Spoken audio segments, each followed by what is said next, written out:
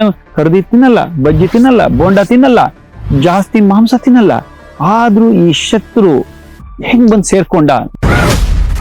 Calorie ಅನ್ನೋದು ನಾವು ಎನರ್ಜಿಯಾಗಿ ಅದನ್ನ ಬಳಸದೇ ಇದ್ರೆ ಆ ಕ್ಯಾಲೋರಿ ಏನಾಗುತ್ತೆ, ಲೇಟ್ ಆಗಿ ಬರುತ್ತೋ ಚಿಕ್ಕ ವಯಸ್ಸಿಗೆ ಬರುತ್ತೆ. ಚಿಕ್ಕ ವಯಸ್ಸಿಗೆ ನೀವು ನೋಡ್ಬೋದು ಕೆಲವು ಮಕ್ಕಳಿಗೆ ಡಯಾಬಿಟಿಸ್ ಬರೋದುಂಟು. ಅದೇ ತರ ನಾವು ತಿನ್ನೋ ಆಹಾರ ಜಾಸ್ತಿ ಆದ್ರೆ ಅದನ್ನ ನಾವು ಸರಿಯಾಗಿ ಬಳಸದೇ ಇದ್ರೆ ಅದು ಅವೆಲ್ಲ ಹೋಗಿ ಹೊಟ್ಟೆ ಸೇರ್ಕೊಂಡು ಹೊಟ್ಟೆ ಒಳ್ಳೆ ಬಲೂನ್ ತರ ಉಪ್ಕೊಂಡ್ಬಿಡುತ್ತೆ. ಮಂಡಿ ನೋವು ಎಲ್ಲರೂ ನೋಡಿ 30 ವರ್ಷ 35 ವರ್ಷಕ್ಕೆ ಮಂಡಿ ನೋವು ಶುರು ಆಗ್ಬಿಡುತ್ತೆ. ಯಾಕೆ ಮಂಡಿ ಅಂದ್ರೆ ನೀವು ಎಷ್ಟೋ ಜನ ಸ್ಕ್ಯಾನ್ ಮಾಡಿದಾಗ ಹೆಚ್ಚಿನವ್ರಿಗೆ ಇದ್ದೇ ಇರುತ್ತೆ ಫ್ಯಾಟಿ ಇನ್ಫಿಲ್ಟ್ರೇಷನ್ ಆಫ್ ಲಿವರ್. ಈ ಏನು ಕೊಬ್ಬು ಅಂತೀವಲ್ಲ, ಕೊಬ್ಬು ಮಹಿಳೆಯರಿಗೆ ಬಂದ್ರೆ ಏನಾಗುತ್ತೆ? ನೀವೆಲ್ಲ ಕೇಳಿರ್ತೀರಾ ಈ ಕೊಬ್ಬು ಅಥವಾ ಒಬೇಸಿಟಿ ಅದು ಹೆಂಗ್ ಬರುತ್ತಪ್ಪ, ಗೊತ್ತಿಲ್ಲದೆ ಬಂದ್ ಸೇರ್ಕೊಂಡ್ಬಿಡ್ತು.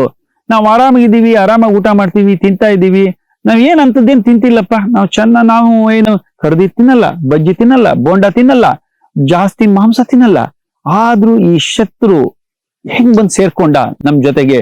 ನೋಡಿ, ನಮ್ ಜೊತೆಗಿದ್ಕೊಂಡು ಹೇಳ್ತಾರಲ್ಲ ಬೆನ್ನಿಗೆ ಚೂರಿ ಹಾಕಿದ್ರು ಅಂತ, ಹಾಗೆ ಇವ್ನು ಹೇಗ್ ಬಂದ್ ಸೇರ್ಕೊಂಡ ಹೇಳ್ತೀನಿ ಕೇಳಿ. ಒಬೇಸಿಟಿ ಅಂತ ಯಾವಾಗ ಅಂತೀವಿ ಅಂತಂದ್ರೆ ಬಾಡಿ ಮಾಸ್ ಇಂಡೆಕ್ಸ್ ಅಂತಾರೆ. ಅದು ಹೇಗೆ ಲೆಕ್ಕಾಚಾರ ಹಾಕ್ತಾರೆ ಅಂತ ನಾನು ಇನ್ನೊಂದು ವಿಡಿಯೋದಲ್ಲಿ ಬೇಕಾದ್ರೆ ನಿಮ್ಗೆ ಹೇಳ್ತೀನಿ. ನಿಮ್ಗೆ ಏನಾದ್ರು ಅದ್ರ ಬಗ್ಗೆ BMI ಅಂದ್ರೆ ಏನು ಅಂತ ಗೊತ್ತಾಗದಿದ್ರೆ ನಾನು ಹೇಳ್ತೀನಿ. ಯಾವಾಗ ನಾವು ಜಾಸ್ತಿ ತಿನ್ನೋಕ್ ಶುರು ಮಾಡ್ತೀವೋ, ಅಂದ್ರೆ ಕೆಲವರಿಗೆ ಗೊತ್ತೇ ಇರಲ್ಲ ನಾವ್ ಎಷ್ಟು ತಿಂತೀವಿ ಅಂತ, ಸುಮ್ನೆ ಹಶ್ವಾದಂಗೂ ತಿಂತಾ ಇರ್ತೀವಿ. ಬೆಳಿಗ್ಗೆ ತಿಂಡಿ ತಿಂತೀವಿ, 10-11 ಗಂಟೆ ಹೊತ್ತಿಗೆ 2 ಬಜ್ಜಿ ಟೀ ಕುಡಿತಾರೆ, ಮತ್ತೆ ಮಧ್ಯಾಹ್ನ 1:30-2 ಗಂಟೆ ಹೊತ್ತಿಗೆ ಊಟ ಮಾಡ್ತಾರೆ, ಸಂಜೆ 4 ಗಂಟೆ ಹೊತ್ತಿಗೆ ಇನ್ನೊಂದು ಕಾಫಿ ಟೀ ಅದ್ರ ಜೊತೆಗೆ ಏನಾದ್ರು ಬಜ್ಜಿ ಬೋಂಡ ತಿಂತಾರೆ, ರಾತ್ರಿ ಮತ್ತೆ ಊಟ ಮಾಡ್ತಾರೆ. ಎಷ್ಟು ಕೆಲಸ ಮಾಡ್ತೀರಾ? ಬಹಳ ಮುಖ್ಯ ವಿಷಯ, ಎಷ್ಟು ಕೆಲಸ ಮಾಡ್ತೀವಿ ಅಂತ ನೋಡಿ. ಈಗ ಹೇಗಾಗಿದೆ ಅಂದ್ರೆ ಜೀವನ ಹೇಗಾಗಿದೆ ಅಂತಂದ್ರೆ ಎಲ್ಲರೂ ಬಿಸಿ, ಯಾರಿಗೂ ಪುರ್ಸೊತ್ತಿಲ್ಲ. ಬೆಳಿಗ್ಗೆ ಹೇಳ್ತಾನೆ ಸಮಯ ಅನ್ನೋದು ಓಡ್ತಾ ಇರುತ್ತೆ ಕುದುರೆ ತರ. ಆ ಓಡ್ತಾ ಇರ್ಬೇಕಾದ್ರೆ ಮನುಷ್ಯನಿಗೆ ಅಥವಾ ನನಗೆ ಅಥವಾ ನಿಮ್ಗೆ ಯಾರಿಗೇ ಇರ್ಬೋದು, ನಮ್ಮ ದೇಹದ ಬಗ್ಗೆ ನಾವು ಕಾಳಜಿ ಇಲ್ಲ. ನಾವ್ ಏನ್ ತಿಂತೀವಿ ಅನ್ನೋದ್ರ ಬಗ್ಗೆ ಯೋಚನೆ ಇಲ್ಲ, ತಿಂತಾನೇ ಇರ್ತೀವಿ. ಈ ತಿಂತಾ ಇದ್ದಾಗ ನಿಮ್ಗೆಲ್ಲರೂ ಸುಮಾರು ಜನ ಮಾತಾಡ್ತಾರೆ ನೋಡಿ, ಕ್ಯಾಲೋರಿ ಕ್ಯಾಲೋರಿ ಕ್ಯಾಲೋರಿ. ಏನಿದ್ ಕ್ಯಾಲೋರಿ? ನಾವು ತಿಂತಾ ಇದ್ದಂಗೂ ಈಗ ನಮ್ಗೆ ಬೈಕಿಗೆ ಪೆಟ್ರೋಲ್ ಹಾಕ್ದಾಗೆ, ಪೆಟ್ರೋಲ್ ಹಾಕಿ ನಾವು ಇಂಜಿನ್ ಸ್ಟಾರ್ಟ್ ಮಾಡಿದ ತಕ್ಷಣ ಒಂದು ಎನರ್ಜಿ ಬರುತ್ತೆ. ಅವಾಗ ನಾವು ಗಾಡಿನ ಓಡಿಸ್ಬೇಕು, ಬೈಕ್ ಇರಲಿ ಕಾರಲ್ಲಿ ಓಡಿಸ್ಬೇಕು. ಓಡಿಸದೆ ಬರೀ ಬ್ರೇಕ್ ಹಾಕ್ತಾ ಇದ್ರೆ ಏನಾಗುತ್ತೆ, ಅದು ಕ್ಯಾಲೋರಿ ಅನ್ನೋದು ನಾವು ಎನರ್ಜಿಯಾಗಿ ಅದನ್ನ ಬಳಸದೇ ಇದ್ರೆ ಆ ಕ್ಯಾಲೋರಿ ಏನಾಗುತ್ತೆ, ನಾವು ತಿನ್ನಿದ ಆಹಾರದಲ್ಲಿರುವ ಸಕ್ಕರೆ, ಜಿಡ್ಡು, ಪಿಷ್ಟ ಪದಾರ್ಥ ಅಂದ್ರೆ ನಾವು ಕಾರ್ಬ್ಸ್ ಅಂತಾರೆ ಸ್ಟೈಲ್ ಆಗೆಲ್ಲ, ಕಾರ್ಬೋಹೈಡ್ರೇಟ್ಗಳು, ಇವೆಲ್ಲ ಏನಾಗುತ್ತೆ ಅಂತಂದ್ರೆ ಬಳಕೆ ಆಗದಿದ್ದಾಗ ಬ್ಯಾಂಕಲ್ಲಿ ದುಡ್ಡಿಟ್ಟಂಗೆ. ನಾನು ದುಡಿತೀನಪ್ಪ 50,000 ದುಡಿತೀನಿ, 50,000ದಲ್ಲಿ ನಾನು 10,000 ಖರ್ಚು ಮಾಡ್ತೀನಿ, ಇನ್ 40,000 ಎಲ್ಲೋಯ್ತು? ಡೆಪಾಸಿಟ್ ಮಾಡಕ್ ಶುರು ಮಾಡ್ತೀವಿ. ಬ್ಯಾಂಕಲ್ಲಿ ಡೆಪಾಸಿಟ್ ಮಾಡ್ತೀವಿ, ಶೇರ್ ಮಾರ್ಕೆಟ್ ಅಲ್ಲಿ ಡೆಪಾಸಿಟ್ ಮಾಡ್ತೀವಿ, ಇನ್ನೆಲ್ಲೋ ತಗೊಂಡೋಗಿ ಯಾವ್ದೋ ಫೈನಾನ್ಸ್ ಅಲ್ಲಿ ಇಡ್ತೀವಿ, ಇನ್ನೂ ಜಾಸ್ತಿ ಬಡ್ಡಿ ಬರುತ್ತೆ ಅಂತ ಆಸೆ ಮನುಷ್ಯನಿಗೆ ಎಷ್ಟಿದ್ರು ಸಾಕಾಗಲ್ಲ. ನನಗಷ್ಟೇ ಅಲ್ಲ, ನನ್ನ ಮಕ್ಕಳಿಗೆ ಬೇಕು, ಮೊಮ್ಮಕ್ಕಳಿಗೆ ಬೇಕು, ಬೇಕು ಬೇಕು ಬೇಕು. ಈ ಆಸೆಯಿಂದ ಹೇಗೆ ಬ್ಯಾಂಕ್ ಅಲ್ಲಿ ಡೆಪಾಸಿಟ್ ಜಾಸ್ತಿ ಆಗ್ತಾ ಹೋಗುತ್ತೋ, ಅಲ್ಲಿ ಅದಕ್ಕೆ ಇಂಟ್ರೆಸ್ಟ್ ಬೆಳೀತಾ ಹೋಗುತ್ತೋ, ಅದೇ ತರ ನಾವು ತಿನ್ನೋ ಆಹಾರ ಜಾಸ್ತಿ ಆದ್ರೆ ಅದನ್ನ ನಾವು ಸರಿಯಾಗಿ ಬಳಸದೇ ಇದ್ರೆ ಅದು ಕೊಬ್ಬಾಗಿ ಕನ್ವರ್ಟ್ ಆಗುತ್ತೆ. ಆ ಕೊಬ್ಬೆಲ್ ಸೇರುತ್ತೆ ನೋಡಿ. ಯಾವಾಗಲೂ ತಿಳ್ಕೊಳ್ಳಿ, ನಮ್ಮ ಮನೆಯಲ್ಲಿ ಒಂದಷ್ಟು ಕ್ಲೀನ್ ಮಾಡದೇ ಇರೋ ಜಾಗ ಇದ್ರೆ ಫಸ್ಟ್ ಅಲ್ಲಿ ಬಂದು ಸೇರೋದು ಯಾವುದು? ಇಲಿಗಳು ಬಂದು ಸೇರ್ಕೊಳುತ್ತೆ. ಇಲಿ ಬಂದ್ಮೇಲೆ ಏನಾಗುತ್ತೆ, ಅದ್ರ ಜೊತೆ ಹಾವು ಬಂದು ಸೇರ್ಕೊಳುತ್ತೆ. ಅದೇ ತರ ನಮ್ಮ ದೇಹದಲ್ಲಿ ಕೊಬ್ಬು ಜಾಸ್ತಿ ಆದಾಗ ಎಲ್ಲಿ ಜಾಗ ಇದೆ ಇಲಿಗಳೆಲ್ಲ ಹೋಗಿ ಸೇರ್ಕೊಂತವೆ. ಅವಕ್ಕೆ ಏನು ಡಿಸ್ಟರ್ಬ್ ಇಲ್ಲದೆ ಇರೋ ಜಾಗ ಬೇಕು ಇಲಿಗಳಿಗೆ. ಅವಕ್ಕೆ ಯಾರು ತೊಂದರೆ ಕೊಡಬಾರ್ದು, ಆ ತರದ ಜಾಗದಲ್ಲಿ ಕಟ ಕಟ ಕಟ ಕಟ ಕಟ ಕಡಿತಾ ಇರ್ತವೆ. ಅದೇ ತರ ನಮ್ಮ ದೇಹದಲ್ಲಿ ಈ ನಾವು ಬಳಕೆ ಮಾಡದಿರೋ ಏನು ಈ ಕ್ಯಾಲೋರಿ ಇರುತ್ತಲ್ಲ, ಅದು ಎಲ್ಲ ಹೋಗಿ ಸೇರ್ಕೊಳ್ಳುತ್ತೆ. ಅಂದ್ರೆ ಖಾಲಿ ಜಾಗ ಅಂದ್ರೆ ಹೊಟ್ಟೆ, ಮೊದ್ಲು ಬರೋದು ಹೊಟ್ಟೆ. ಈ ಜಾಗದಲ್ಲಿ ಖಾಲಿ ಜಾಗ ಇರುತ್ತಲ್ಲ, ಇಲ್ಲಿ ಏನು ಫ್ಯಾಟ್ ಅಥವಾ ಕೊಬ್ಬು ಅಥವಾ ಅಡಿಪೋಸ್ ಟಿಶ್ಯೂ ಅಂತ ಏನು ನಾವು ಬೇರೆ ಬೇರೆ ಏನು ಕರಿತೀವೋ ಅವೆಲ್ಲ ಹೋಗಿ ಹೊಟ್ಟೆ ಸೇರ್ಕೊಂಡು ಶುರುವಾಗುತ್ತೆ. ಸೇರ್ಕೊಂಡು ಹೊಟ್ಟೆ ಒಳ್ಳೆ ಬಲೂನ್ ತರ ಉಪ್ಕೊಂಡ್ಬಿಡುತ್ತೆ. ನೋಡಿ, ಕೆಲವರು ಎಷ್ಟೋ ಜನ ಗಂಡಸರು ಕಷ್ಟ ಪಡೋದೇ ಇಲ್ಲ, 9 ತಿಂಗಳು ಪ್ರೆಗ್ನೆನ್ಸಿ ಆದಾಗ ಕಂಡ್ಬಿಡ್ತಾರೆ. ಕಷ್ಟನೇ ಪಟ್ಟಿರಲ್ಲ ಅವರು. ಮಗುನ ಹೆತ್ತಿರಲ್ಲ, ಮಗುನ ಹೊತ್ತಿರಲ್ಲ, ಸಾಕಿರಲ್ಲ. ಆದ್ರೂ 5 ತಿಂಗಳು, ಕೆಲವರಿಗೆ 6 ತಿಂಗಳು, 7 ತಿಂಗಳು, 9 ತಿಂಗಳು, ಕೆಲವರಿಗೆ ಗಜಗರ್ಭ ಅಂತಾರಲ್ಲ, 18 ತಿಂಗಳು ಅಷ್ಟು ದೊಡ್ಡ ಹೊಟ್ಟೆ ಬರುತ್ತೆ. ಆಮೇಲೆ ಇದೆಲ್ಲ ತುಂಬಿ ಹಿಂದೆ ಎಲ್ಲಿ ಸೇರ್ಕೊಬೇಕು? ತೊಡೆಗಳಿಗೆ ಸೇರ್ಕೊಳುತ್ತೆ. ಹಿಂದೆ ಏನು ನಮ್ದು ಸೀಟ್ ಅಂತಾರಲ್ಲ ಅಲ್ಲಿ ಸೇರ್ಕೊಳುತ್ತೆ, ಕೈಗಳಿಗೆ ಸೇರ್ಕೊಳುತ್ತೆ. ಈ ಬಾಡಿ ಮಾಸ್ ಇಂಡೆಕ್ಸ್ ಅಂತೀವಲ್ಲ, ನೀವು ಸಾಧಾರಣದವರು ಸ್ವಲ್ಪ ದಪ್ಪ, ಜಾಸ್ತಿ ದಪ್ಪ, ತುಂಬಾ ದಪ್ಪ. ಇದನ್ನ ಮೆಡಿಕಲ್ ಅಲ್ಲಿ ಕ್ಲಾಸ್ 1, ಕ್ಲಾಸ್ 2, ಕ್ಲಾಸ್ 3, 30 ರಿಂದ 35 ಇದ್ರೆ ಅದು ಕ್ಲಾಸ್ 1 ಒಬೆಸಿಟಿ, 35 ರಿಂದ 40 ಇದ್ರೆ ಕ್ಲಾಸ್ 2 ಒಬೆಸಿಟಿ, 40 ರಿಂದ ಮೇಲ್ ಹೋದ್ರೆ 40 ಇದ್ರೆ ಕ್ಲಾಸ್ 3 ಒಬೆಸಿಟಿ. ಅಂದ್ರೆ ಬಹಳ ದೊಡ್ಡ ಮನುಷ್ಯ ಅಂತಾರಲ್ಲ ಆ ಸ್ಟೇಜಿಗೆ ಹೋಗುತ್ತೆ. ಅವಾಗ ಏನಾಗುತ್ತೆ, ಈ ಏನು ಕೊಬ್ಬು ಶೇಖರಣೆ ಆಗುತ್ತೋ ಆ ಫ್ಯಾಟ್ ಸೆಲ್ಸ್ಗಳು ಏನ್ ಮಾಡ್ತವೆ, ಅದು ಒಂದು ಹಾರ್ಮೋನು ಅಥವಾ ಕೆಮಿಕಲ್ಗಳನ್ನ ರಿಲೀಸ್ ಮಾಡುತ್ತೆ. ಈ ಹಾರ್ಮೋನ್ ಅಥವಾ ಕೆಮಿಕಲ್ ಏನು ರಿಲೀಸ್ ಆಗುತ್ತೋ ಅವು ಸುಮ್ಮನೆ ಇರೋದಿಲ್ಲ. ಅವೇನ್ ಮಾಡುತ್ತೆ ಅಂತಂದ್ರೆ, ನಮ್ಮ ದೇಹದಲ್ಲಿ ನಮ್ಮ ಮೇದೋಜೀರಕ ಗ್ರಂಥಿ ಅಥವಾ ಪ್ಯಾನ್ಕ್ರಿಯಾಸ್ ಇನ್ಸುಲಿನ್ ಅನ್ನ ಸೆಕ್ರೇಟ್ ಮಾಡುತ್ತೆ. ಆ ಇನ್ಸುಲಿನ್ ನಮ್ಮ ದೇಹದಲ್ಲಿರೋ ಪಿಷ್ಟ ಮತ್ತು ಸಕ್ಕರೆಯನ್ನ ಚಯಾಪಚಯ ಕ್ರಿಯೆ ಅಂತಾರಲ್ಲ, ಮೆಟಬಾಲಿಸಮ್ ಅಂತಾರಲ್ಲ, ಅದಕ್ಕೆ ಬೇಕು. ಆದ್ರೆ ಈ ಹಾರ್ಮೋನು ಅಥವಾ ಕೆಮಿಕಲ್ಗಳು ಈ ಫ್ಯಾಟ್ ಇಂದ ಉತ್ಪತ್ತಿ ಆಗುತ್ತೋ ಅವು ಆ ಇನ್ಸುಲಿನ್ ರೆಸಿಸ್ಟೆನ್ಸ್ ಅನ್ನ ಮಾಡ್ಬಿಡುತ್ತೆ. ಅಂದ್ರೆ ನಮ್ಮ ದೇಹದ ಸೆಲ್ಸ್ಗಳು ಇನ್ಸುಲಿನ್ ಬಂದ್ರೆ ಬೇಡ ನೀನ್ ಹೋಗು ಅನ್ನುತ್ತೆ. ಯಾವಾಗ ನೀನ್ ಬೇಡ ಅಂತ ಹೋಗು ಅಂತ ತಳ್ಳುತ್ತೋ ಅವಾಗ ನಮ್ಮ ದೇಹದ ಇನ್ಸುಲಿನ್ ಬಳಕೆ ಆಗೋದಿಲ್ಲ. ಅದಕ್ಕೆ ನೀವೆಲ್ಲ ಕೆಲವು ಕೇಳಿರ್ಬೋದು ಇನ್ಸುಲಿನ್ ರೆಸಿಸ್ಟೆನ್ಸ್ ಅಂತ. ಅಂದ್ರೆ ಏನಂದ್ರೆ ನಮ್ಮ ದೇಹದಲ್ಲಿ ಇನ್ಸುಲಿನ್ ತಯಾರಾಗುತ್ತೆ, ಆದ್ರೆ ಬಳಕೆ ಆಗಲ್ಲ. ಯಾವಾಗ ಇನ್ಸುಲಿನ್ ತಯಾರಾಗಿ ಬಳಕೆ ಆಗೋದಿಲ್ವೋ ಅವಾಗ ನಮ್ಮ ದೇಹದಲ್ಲಿ ರಕ್ತದಲ್ಲಿ ಸಕ್ಕರೆ ಅಂಶ ಜಾಸ್ತಿ ಆಗುತ್ತೆ. ಮತ್ತೆ ಇನ್ನೊಂದು ನಿಮ್ಗೆಲ್ಲ ಒಂದು ಭಯ ಹುಟ್ಟಿಸಿರ್ತಾರೆ, ಕೊಲೆಸ್ಟ್ರಾಲ್, ಲಿಪಿಡ್ಸ್. ಈ ಕೊಲೆಸ್ಟ್ರಾಲ್, ಲಿಪಿಡ್ಸ್ಗಳು ಜಾಸ್ತಿ ಆಗುತ್ತೆ. ಯಾವಾಗ ನಮ್ಮ ದೇಹದಲ್ಲಿ ಸಕ್ಕರೆ ಅಂಶ ಜಾಸ್ತಿ ಆಗುತ್ತೋ ಅದನ್ನೇ ಹೇಳೋದು ಟೈಪ್ 2 ಡಯಾಬಿಟಿಸ್ ಅಂತಾರೆ. ಟೈಪ್ 1, ಟೈಪ್ 2 ಅಂತ ಏನು ಡಯಾಬಿಟಿಸ್ ಅಂತೀವಲ್ಲ, ಈ ಟೈಪ್ 2 ಡಯಾಬಿಟಿಸ್ ಅಂದ್ರೆ ಕೆಲವರು ತುಂಬಾ ಜನ ಬಹಳಷ್ಟು ಮಾತ್ರೆಗಳು ತಿಂದು ಸಕ್ಕರೆ ಕಡಿಮೆ ಮಾಡ್ಕೊಂಡು ಕಷ್ಟ ಪಡ್ತಾರಲ್ಲ, ಈ ಟೈಪ್ 2 ಡಯಾಬಿಟಿಸ್ ಬರುತ್ತೆ. ಇದ್ರ ಜೊತೆ ಇನ್ನೊಂದು ಬರುತ್ತೆ ಶತ್ರು. ಈಗ ಇದು ಪಾಕಿಸ್ತಾನ, ಇನ್ನೊಂದು ಬರುತ್ತೆ ಅಫ್ಘಾನಿಸ್ತಾನ. ಅದೇನಂತಂದ್ರೆ ಈ ಟೈಪ್ 2 ಡಯಾಬಿಟಿಸ್ ಆದ್ಮೇಲೆ ಹೇಳಿದ್ನಲ್ಲ, ಈ ಲಿಪಿಡ್ಸ್ ಅಥವಾ ನೀವು ಟ್ರೈಗ್ಲಿಸರೈಡ್ಸ್ ಅಂತೀರಿ, ಇವೆಲ್ಲ ಕೊಬ್ಬುಗಳು. ಈ ಕೊಬ್ಬುಗಳು ನಮ್ಮ ದೇಹದಲ್ಲಿ ಸೇರ್ಕೊಂಡಿರೋದು ನಿಧಾನಕ್ಕೆ ಬೇರೆ ಬೇರೆ ಜಾಗಕ್ಕೆ ಹೋಗಿ, ನಾನು ಹೇಳಿದ್ನಲ್ಲ ಎಲ್ಲ ಕಡೆ ಎಲ್ಲಿ ಖಾಲಿ ಜಾಗ ಇದೆ ಕೆಲವರು ಸೈಟ್ ಮಾಡ್ತಾರೆ ನೋಡಿ, ಎಷ್ಟು ಜಾಗ ಇದ್ರೂ ಸಾಕು, ಅಲ್ಲಿ ಮೈಸೂರಲ್ಲಿ ಒಳ್ಳೆ ರೇಟ್ ಬರುತ್ತೆ, ಅಲ್ಲೊಂದು ಸೈಟ್ ಮಾಡೋಣ, ಬೆಂಗಳೂರಲ್ಲಿ ಅಲ್ಲಿ ಒಳ್ಳೆ ರೇಟು, ಶಿವಮೊಗ್ಗದಲ್ಲಿ ಒಂದು ಸೈಟ್ ಮಾಡೋಣ, ಏರ್ಪೋರ್ಟ್ ಆಗಿದೆ ಅಲ್ಲಿ ಒಳ್ಳೆ ರೇಟ್ ಬರುತ್ತೆ. ಈ ತರ ಎಲ್ಲಾ ಕಡೆ ಜಾಗ ಹುಡ್ಕೊಂತ ಹೋಗುತ್ತೆ. ಆ ರಕ್ತದ ಮೂಲಕ ಸಂಚಲನ ಆಗೋದು ಲಿವರ್ಗೆ ಹೋದ್ರೆ ಅಲ್ಲಿ ಫ್ಯಾಟಿ ಲಿವರ್ ಅಂತಾರೆ. ನೀವು ಎಷ್ಟೋ ಜನ ಸ್ಕ್ಯಾನ್ ಮಾಡಿದಾಗ ಹೆಚ್ಚಿನವ್ರಿಗೆ ಇದ್ದೇ ಇರುತ್ತ್ರಿ. 10 ಸ್ಕ್ಯಾನ್ ಮಾಡಿದ್ರೆ 8 ಸ್ಕ್ಯಾನಿಂಗ್ ರಿಪೋರ್ಟ್ ನೋಡಿ ಫ್ಯಾಟಿ ಇನ್ಫಿಲ್ಟ್ರೇಷನ್ ಆಫ್ ಲಿವರ್, ಅಂದ್ರೆ ಲಿವರ್ ನಲ್ಲಿ ಕೊಬ್ಬು ಶೇಖರಣೆ, ಲಿವರ್ಗೆ ಸಂಬಂಧಪಟ್ಟ ತೊಂದರೆಗಳು ಶುರುವಾಗುತ್ತೆ.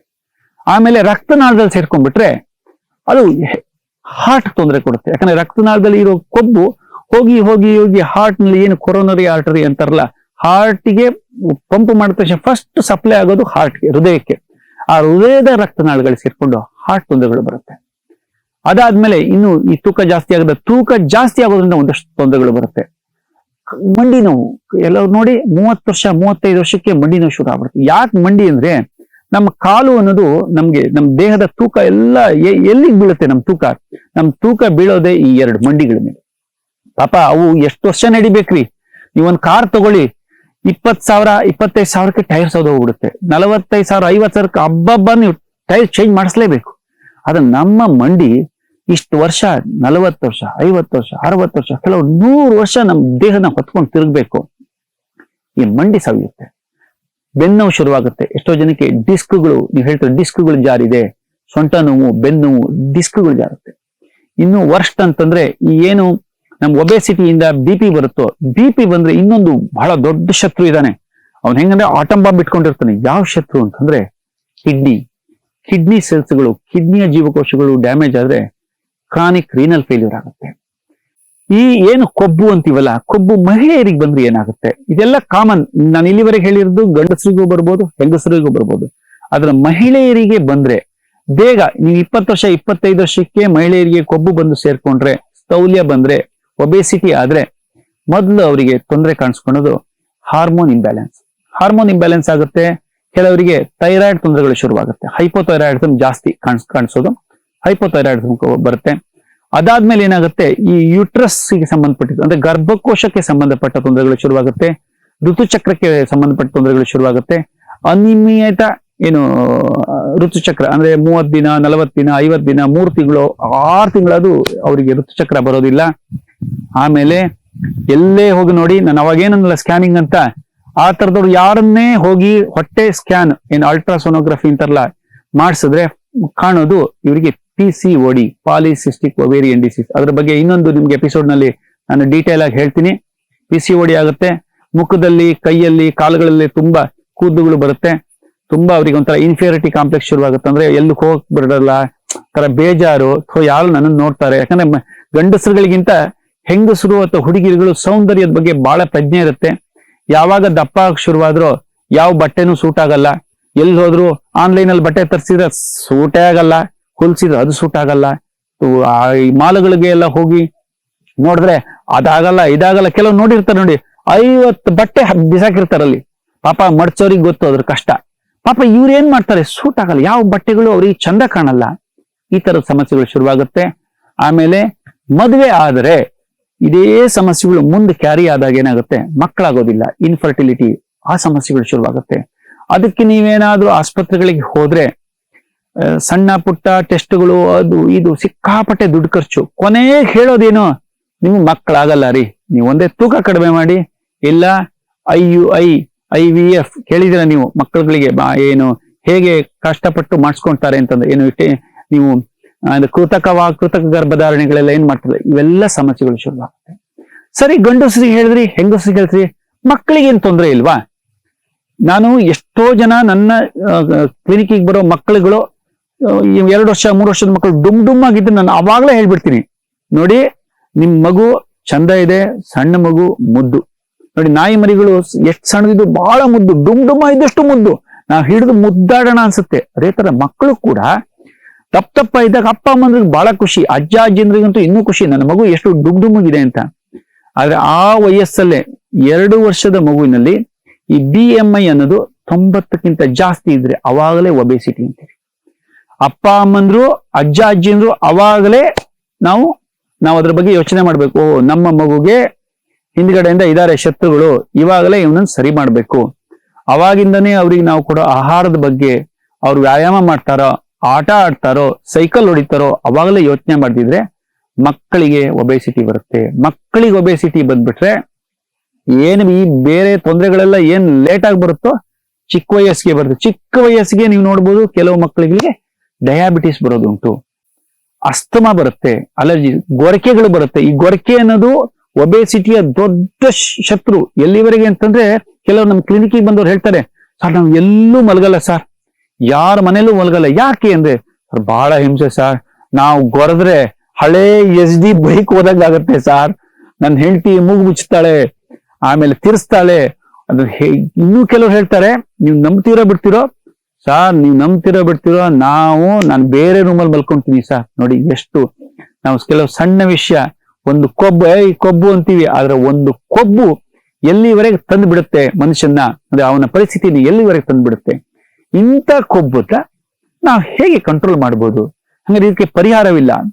ನಿಮ್ಗೆ ಗೊತ್ತಿದೆಯೋ ಇಲ್ಲೋ, ದೇಹದ ತೂಕ 100 kg ಇದ್ದವನು 1 kg ಕಷ್ಟಪಟ್ಟು ಕಡಿಮೆ ಆದ್ರೆ ತಕ್ಷಣ ನಮ್ಮ ದೇಹದಲ್ಲಿ ವ್ಯತ್ಯಾಸ ನಾವು ಕಾಣಬಹುದು. ಅಷ್ಟು ಬೇಗ ನಮ್ಮ ದೇಹ ಖುಷಿ ಆಗ್ಬಿಡುತ್ತೆ, ಪರವಾಗಿಲ್ಲಪ್ಪ ಇವ್ ನಮ್ಮನ್ನು ನೋಡ್ಕೊಂತಿದ್ದಾನೆ ಅಂತ. ಅಷ್ಟು ಬೇಗ ನಮ್ಮ ದೇಹ ಚೇತರಿಸ್ಕೊಳುತ್ತೆ, ನಮ್ಮ ದೇಹ ಆಕ್ಟಿವಿಟಿ ಅಂದ್ರೆ ಚಟುವಟಿಕೆಯಿಂದ ಕೂಡುತ್ತೆ. ನಮ್ಮ ದೇಹದಲ್ಲಿ ಕೆಲವೊಂದು ವ್ಯತ್ಯಾಸಗಳನ್ನ ಬರೀ 1 ಅಥವಾ 2 kg ನಲ್ಲಿ ನಾವು ಕಂಡ್ಕೊಬಹುದು. ಅಂದ್ರೆ ಈ ತೂಕದ ಮಿಷನ್ ಅಲ್ಲಿ ಕಾಣೋದಲ್ಲ, ನಮ್ಮ ಚಟುವಟಿಕೆಗಳಲ್ಲಿ, ನಮ್ಮ ಆರೋಗ್ಯದಲ್ಲಿ ನಾವು ಬದಲಾವಣೆಯನ್ನು ಕಾಣ್ಕೊಬಹುದು. ಆದ್ರೆ ಈ ಒಂದು ಸ್ಥೌಲ್ಯಕ್ಕೆ ಹಾಗಾದ್ರೆ ಏನು ಚಿಕಿತ್ಸೆ ಇಲ್ವಾ? ಇದು ಹಿಂಗೆ ಇರೋದಾ? ಬರೀ ಕಷ್ಟಪಡೋದು, ಊಟ ಬಿಡೋದು ಇಷ್ಟೇನಾ? ಖಂಡಿತ ಇಲ್ಲ. ಇದನ್ನ ಹೇಗೆ ಪರಿಣಾಮಕಾರಿಯಾಗಿ ಕಡಿಮೆ ಮಾಡ್ಕೊಬೇಕು ಅಂತಂದ್ರೆ, ಮೊದಲನೇದಾಗಿ ಬರೀ ಯಾವುದೇ ಔಷಧಿಗಳು ನಿಮ್ಮ ಕೊಬ್ಬನ್ನ ಕರಗಿಸ್ಕೋದಿಲ್ಲ. ಕೊಬ್ಬು ಕರಗಿಸ್ಬೇಕು ಅಂದ್ರೆ ನಮ್ಮ ಆಹಾರ, ವಿಹಾರ, ಔಷಧಿ, ಇದು 3 ಬೇಕು. ಕಷ್ಟಪಡಬೇಕು. ಕಷ್ಟಪಡದೇ ಇದ್ರೆ ಸುಖ ಸಿಗೋದಿಲ್ಲ. ಆಹಾರ, ಏನ್ ಆಹಾರ ತಗೋಬೇಕು? ಯಾರು ದಪ್ಪ ಇದ್ದಾನೋ ಅವನು ಇವತ್ತೇ ನಾವು ಡಿಸೈಡ್ ಮಾಡ್ಬೇಕು, ನಾನು ಕಡಿಮೆ ಆಹಾರ ತಿಂತೀನಿ. ಆಮೇಲೆ ನಾವು ತಿನ್ನೋ ಆಹಾರದಲ್ಲಿ ಪಿಷ್ಟ ಪದಾರ್ಥಗಳು ಅಂದ್ರೆ ಕಾರ್ಬೋಹೈಡ್ರೇಟ್, ಪಾಲಿಶ್ ಮಾಡಿದ ವಸ್ತುಗಳು ನಾವು ಎಷ್ಟು ತಿಂತೀವಿ, ಪಾಲಿಶ್ ಮಾಡಿದ ಅಕ್ಕಿ ಇರ್ಬೋದು, ಪಾಲಿಶ್ ಮಾಡಿದ ರಾಗಿ ಇರ್ಬೋದು, ಯಾವುದು ಹೊರ ಕವಚವನ್ನು ತೆಗೆದು ನಾವು ನೋಡಿ, ಬಿಳಿ ಅಕ್ಕಿ, ಸೋನಾ ಮಸೂರಿ, ಬಾಸ್ಮತಿ ಅಂತೀವಲ್ಲ, ಬಾಸ್ಮತಿ ರೈಸು, ಈ ತರದ್ದೆಲ್ಲ ಏನ್ ನಾವು ತಿಂತೀವಿ, ಎಷ್ಟು ಪಾಲಿಶ್ ಮಾಡಿರ್ತೀವೋ ಅದ್ರಲ್ಲಿ ಅಷ್ಟು ಕೊಬ್ಬು ಅಥವಾ ಪಿಷ್ಟ ಜಾಸ್ತಿ ಆಗುತ್ತೆ, ನಮ್ಮ ದೇಹಕ್ಕೆ ಸೇರ್ಕೊಳ್ಳುತ್ತೆ. ಸೊ ಪಾಲಿಶ್ ರಹಿತ ಆಹಾರಗಳನ್ನ ತಿನ್ಬೇಕು. ಕೊಬ್ಬು ಕರೆದು ತಿಂಡಿಗಳು, ಬಜ್ಜಿ, ಬೋಂಡ, ಗೋಲಿ ಬಜ್ಜೆ, ಮಸಾಲೆ ದೋಸೆ, ಇವನ್ನೆಲ್ಲ ಮೊದಲು ಬಿಟ್ಟು ಹಾಕ್ಬೇಕು. ಅಂದ್ರೆ ಪೂರಿ, ಮೈದಾ ಹಿಟ್ಟು, ಅದರಲ್ಲಿ ಬಿಳಿ ಯಾವ್ಯಾವ್ದು ನಾವು ಅತಿ ಬಿಳಿ ಅಂತೀವೋ ಅವೆಲ್ಲ ಶತ್ರುಗಳು. ತಿಳ್ಕೊಳ್ಳಿ, ಬಿಳಿ ಅಕ್ಕಿ ಶತ್ರು, ಮೈದಾ ಹಿಟ್ಟು ಶತ್ರು, ಸಕ್ಕರೆ ಶತ್ರು. ಈ ತರ ಕೊಬ್ಬಿರೋರಿಗೆ ಮೊಸರು, ಅದು ಬೆಳ್ಳಗಿರುತ್ತೆ, ಮೊಸರು ಕೂಡ ಶತ್ರು. ಇವನ್ನೆಲ್ಲ ಮೊದಲು ನಾವು ನಿಲ್ಲಿಸ್ಬೇಕು ಆಹಾರದಲ್ಲಿ. ಆಮೇಲೆ ಆಹಾರದಲ್ಲಿ ಯಾವ ತಿನ್ಬೇಕಾಗಾದ್ರೆ ನಾರು ಜಾಸ್ತಿ ಇರೋ ತರಕಾರಿಗಳು, ಅಲ್ಲಿ ಕುಂಬಳಕಾಯಿ, ಹೀರೆಕಾಯಿ, ಸೋರೆಕಾಯಿ, ಸೌತೆಕಾಯಿ, ಸೀಮೆ ಸೌತೆಕಾಯಿ, ಪಡವಲಕಾಯಿ, ಈ ತರದ ನಾರಿನ ಅಂಶಗಳು. ಸೊಪ್ಪಲ್ಲಿ ನುಗ್ಗೆ ಸೊಪ್ಪು, ಮೆಂತ್ಯ ಸೊಪ್ಪು, ಈ ತರ ಸೊಪ್ಪುಗಳು. ಆಮೇಲೆ ನಾವು ಹಿಂದೆಲ್ಲ ನಾವು ಬಳಸ್ತಾ ಇದ್ವು, ನಮ್ಮಲ್ಲಿ ಎಷ್ಟೋ ಜನರಲ್ಲಿ ಹಳ್ಳಿನಲ್ಲಿ ಅಥವಾ ಇವಾಗಲೂ ಎಷ್ಟೋ ಜನ, ಎಲ್ಲರೂ ಏನ್ ಸಿಟಿನಲ್ಲಿ ಹುಟ್ಟಿಲ್ಲ, ಇಲ್ಲಿ ಹಳ್ಳಿಲಿ ಹುಟ್ಟಿ ಡೆಲ್ಲಿಗೆ ಹೋದ್ರು, ಹಳ್ಳಿಲಿ ಹುಟ್ಟಿ ಬೆಂಗಳೂರಿಗೆ ಹೋದ್ರು. ಅವರೆಲ್ಲ ಹಿಂದೆ ಮನೆಯಲ್ಲಿ ನಮ್ಮ ಸುತ್ತಮುತ್ತ ಬಿಡೋ ತರಕಾರಿಗಳನ್ನು ತಿಂತಿದ್ರು, ಸೊಪ್ಪುಗಳನ್ನು ತಿಂತಿದ್ರು. ನಿಮ್ಗೊಂದು ವಿಷಯ ಗೊತ್ತಿರ್ಲಿ, ನಾವು ಎಲ್ಲಿ ಬದುಕ್ತೀವೋ ನಮ್ಮ ಸುತ್ತಮುತ್ತ ಏನ್ ಸಿಗುತ್ತೋ ಅದನ್ನ ನಾವು ತಿನ್ಬೇಕು. ಆದ್ರೆ ಎಷ್ಟೋ ಜನ ಯೂಟ್ಯೂಬ್ ನಲ್ಲಿ ಫೇಮಸ್ ಆಗ್ಬೇಕು ಅಂದ್ರೆ ಅದ್ ತಿನ್ನಿ, ಇದ್ ತಿನ್ನಿ, ನೀವ್ ಯಾವ್ದೋ ವಿದೇಶದಲ್ಲಿ ಬೆಳೆಯೋದು ಆಹಾರ ತಿನ್ನಿ, ಬಾದಾಮ್ ತಿನ್ನಿ, ಈ ತರದ್ದು. ಎಷ್ಟೋ ಜನ ಆಲಿವ್ ಆಯಿಲ್ ಅಡಿಗೆ ಮಾಡ್ಕೊಂತಾರೆ, ಬಾದಾಮ್ ಆಯಿಲ್ ಅಡಿಗೆ ಮಾಡ್ಕೊಂತಾರೆ. ಯಾರು ಹೇಳಿದ್ರು ಗೊತ್ತಿಲ್ಲ ನನ್ಗೆ. ಅವೆಲ್ಲ ಆರೋಗ್ಯಕ್ಕೆ ಒಳ್ಳೇದು, ಹಾರ್ಟ್ಗೆ ಒಳ್ಳೇದು ಅನ್ಕೊಂಡು ಏನೇನೋ ತಿಂತಾರೆ. ದೊಡ್ಡ ಶತ್ರು ಸನ್ಫ್ಲವರ್ ಆಯಿಲ್. ಎಲ್ಲಿ ನಾವು ಬೆಳಿತೀವಿ ಸನ್ಫ್ಲವರ್? ಮೊದ್ಲೆಲ್ಲ ಅಟ್ಲೀಸ್ಟ್ ಸುತ್ತಮುತ್ತ ಸನ್ಫ್ಲವರ್ ನೋಡ್ತಿದ್ವು, ಇವತ್ತು ಸೂರ್ಯಕಾಂತಿ ನೋಡೋದೇ ಇಲ್ಲ. ಯಾವುದೋ ದೇಶ ನೋಡಿ, ಮೊನ್ನೆ ಉಕ್ರೇನ್ ರಷ್ಯಾ ಯುದ್ಧ ಆದಾಗ ಸನ್ಫ್ಲವರ್ ಆಯಿಲ್ ರೇಟು ಜಾಸ್ತಿ ಆಯ್ತು, ಸೂರ್ಯಕಾಂತಿ ಎಣ್ಣೆ ಬೆಲೆ ಗಗನಕ್ಕೆ ಹೋಯ್ತು.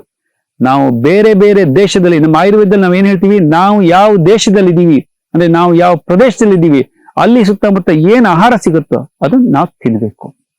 ಮೊದಲು ನಮ್ಮ ಆಹಾರದಲ್ಲಿ ಈ ತರ ವ್ಯತ್ಯಾಸ ಮಾಡ್ಕೊಬೇಕು. ಬಾಳೆ ದಿಂಡು ನಿಮ್ಗೆ ಗೊತ್ತಿದೆಯೋ ಇಲ್ಲೋ, ಬಾಳೆ ದಿಂಡನ್ನ ಪಲ್ಯ ಮಾಡಿ ತಿಂತಾ ಇದ್ರು.